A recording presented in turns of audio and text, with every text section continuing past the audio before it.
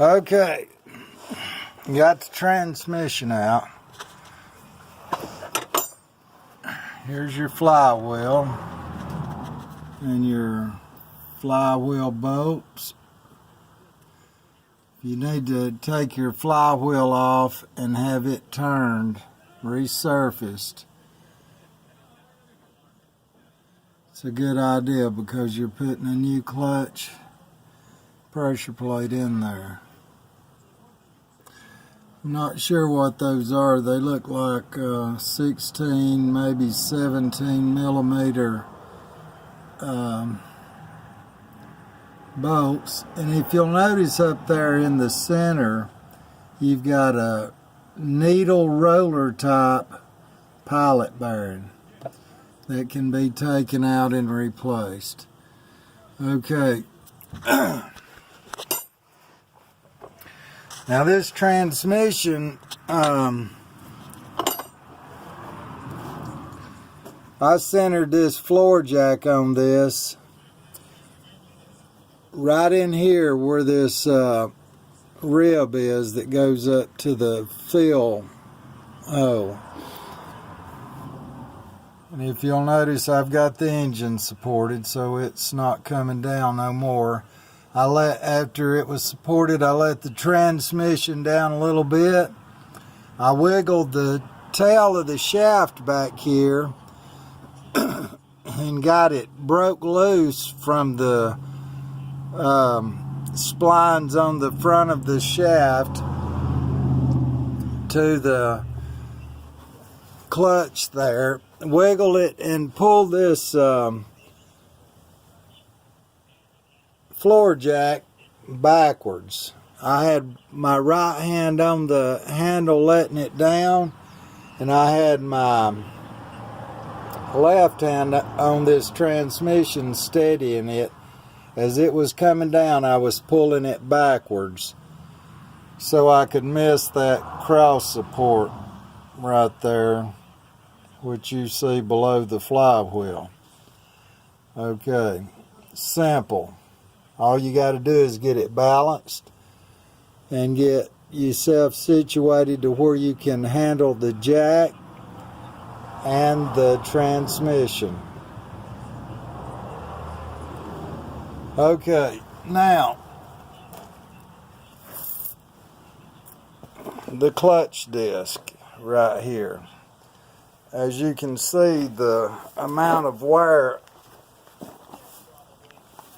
on this disc here, and if you really look at it, you'll see that it was almost down to the rivet.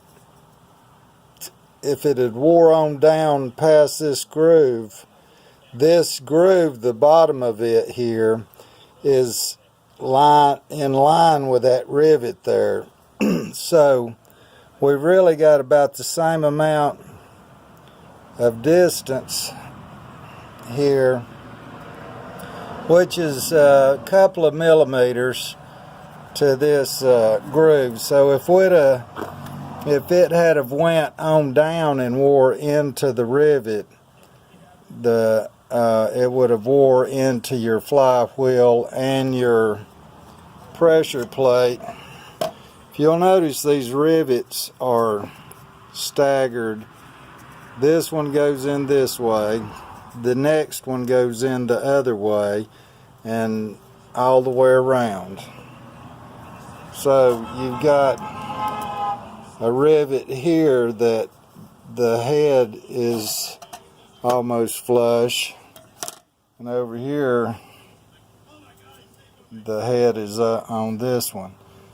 But anyway, it's the clutch disc. The springs were still in good shape. They were still tight.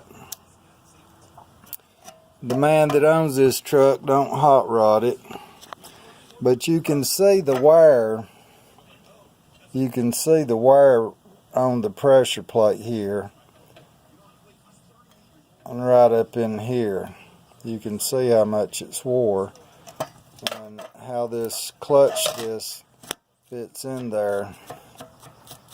I don't know how many miles this has got on it, but it was ready to be replaced. And one more thing while we're at it.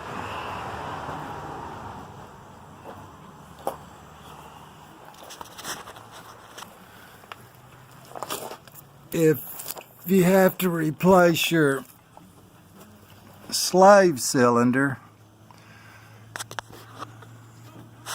it's these bolts right here. You got one here and you got one over here. They're 10 millimeter, I believe. This slave cylinder, I believe, is about $100. You can buy the kit, the master cylinder, the line, and the slave cylinder around $200, I believe. The clutch pressure plate kit was around $150 or $160. And it's up to the customer whether he wants to replace this too while we've got this out. But one thing I know about these aftermarket slave cylinders, they leak in here. They start leaking these. I don't know where they're made, in Mexico or where, but I know some of them don't last more than a year before they start leaking again. So this one is probably as good as the one we're going to get. I'm not really sure, but I'll talk to the customer about it anyway. As you can see, I've got my exhaust laid out over here. It's still over the rear end. I just pulled it over here to the edge of the truck so I'd have room to work.